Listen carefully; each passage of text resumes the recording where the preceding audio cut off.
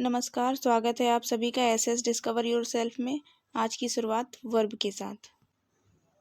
क्रिया वह है जिसके माध्यम से सब्जेक्ट यानी कि कर्ता के कार्य या अवस्था की जानकारी मिलती है।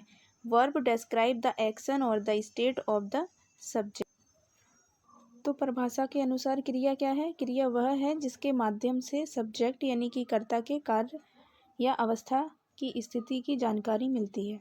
जैसे कि इस सेंटेंस में दिया है राधा इज प्लेइंग, तो यहाँ पे हमारा सब्जेक्ट कौन सा है? राधा। कौन खेल रहा है ऐसे पूछेंगे तो आंसर निकल के आएगा राधा। तो राधा क्या हो गया? सब्जेक्ट। लेकिन पूछेंगे राधा कर क्या रही है? मतलब खेल रही है। तो उसका कार्य करना क्या है? खेलना। खेलना क्या हो गया यहाँ पे? वर्ब हो गया। तो आप समझ पा रहे हैं सेंटेंस में सब्जेक्ट और वर्ब को कैसे पिक आउट करेंगे। ही इज स्लीपिंग, यहाँ पे कोई ही है जो कि प्रोनाउन है। ही क्या है? प्रोनाउन है। एंड स्लीपिंग क्या है? वर्ब है। आई थिंक आप समझ पा रहे हैं कि क्रिया क्या है।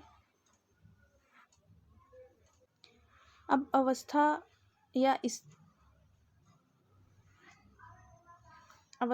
स्थिति का सीधा सा मतलब है कि सब्जेक्ट किस समय में है, वर्तमान में या बीते हुए कल में या आने वाले कल में।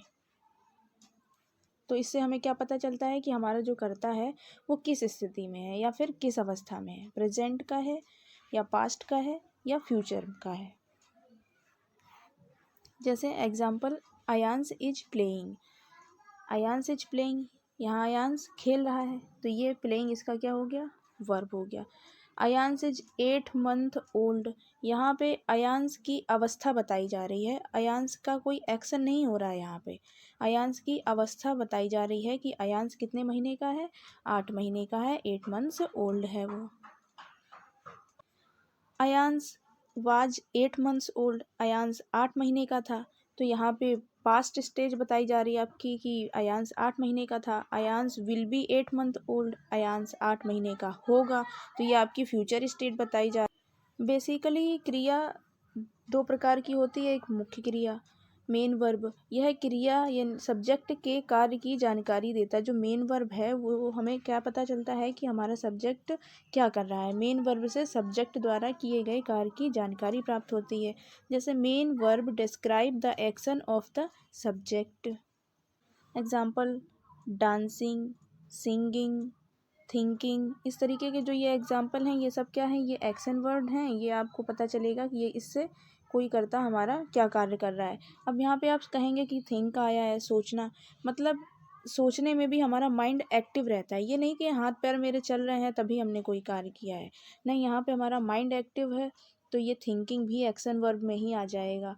रीड, राइट, प्ले, मिस मतलब याद करना, फील महसूस करना, ये सब क्या है? मेन वर्ब के ही एग्जाम्पल हैं। एंड द सेकेंड इज सहायक क्रिया, हेल्पिंग वर्ब या फिर ऑक्सिलरी वर्ब। सहायक क्रिया सब्जेक्ट की अवस्था या स्थिति के बारे में बताती है कि कोई भी हमारा जो सब्जेक्ट है वो किस स्थिति में है, वर्तमान में, भूत में या भविष्य में। Helping verb describes the state of the subject, present, past, future. वर्तमान की सहायक क्रियाएं कौन कौन सी हैं देख लेते हैं। Is, am, are, has been, have been, do, does, can, should, must. ये जो हैं ये सब मॉडल्स में आती हैं। भूतकाल की सहायक क्रियाएं was, were, did, had been, could have, should have, must have, etcetera. Future की helping verbs will have to, etcetera.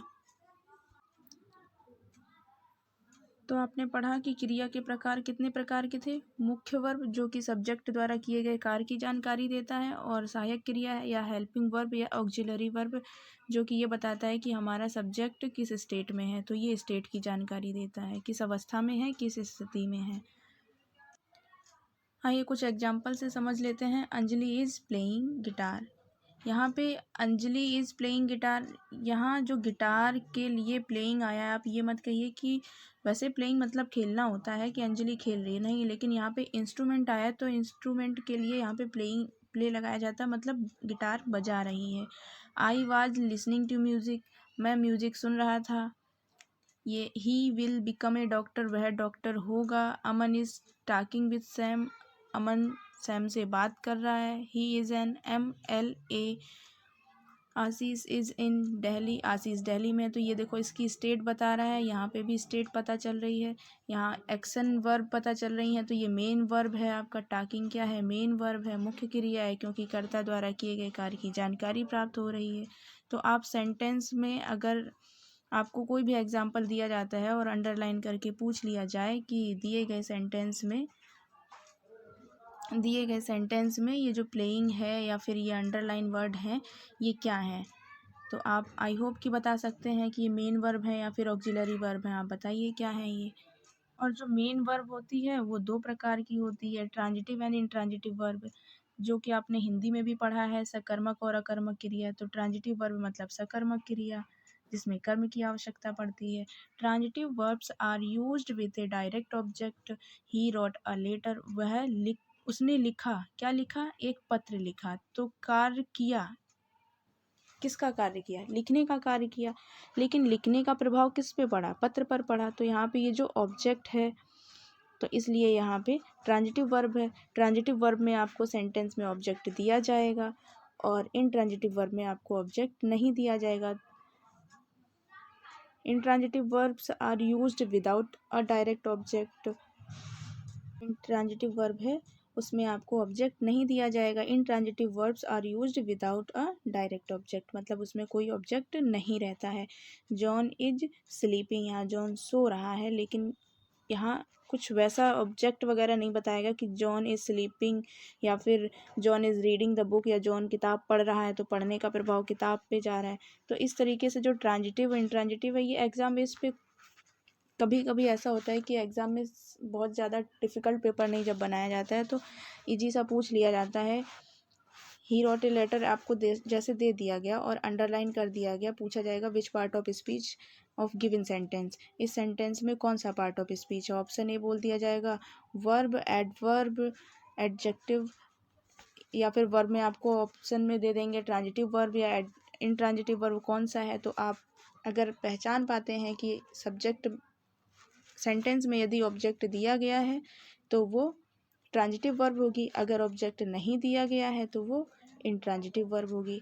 I hope कि आपने कम समय में कुछ वर्ब के बारे में सीखा। यदि आपको ये वीडियो अच्छा लगा हो तो हमारे चैनल को सब्सक्राइब करें, लाइक, शेयर एंड कमेंट करें।